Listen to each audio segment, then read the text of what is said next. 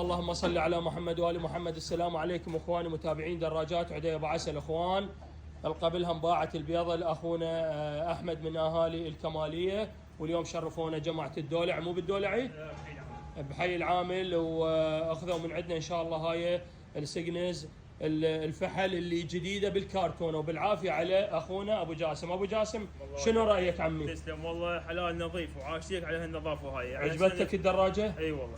جديده لو لا؟ جديده حيل. وانت طلعت هنا تراي وقلت لك لا اطلع تراي نشوفها وخابرني عمود انشر الدراجه. مضبوط الكلام. بالعافيه عليك. تسلم. ومهل بها وشوف عليها كل الخير. تسلم. اخوان هاي انباعت البيضه، ظلت عندي يمكن اخر قطعتين او قطعه بيض بعد ما عندي شغلها ابو جاسم.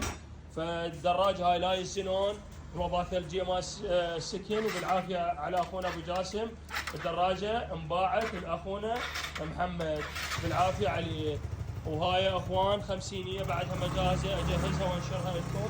وعندنا هذا الفحل الاحمر، وعندنا اللدات اسود والاحمر، وعندنا فحله بعد وراي ان شاء الله اكملهن وانا خادمكم انوركم اول باول. حياكم الله، وياكم اخوكم عدي ابو عسل.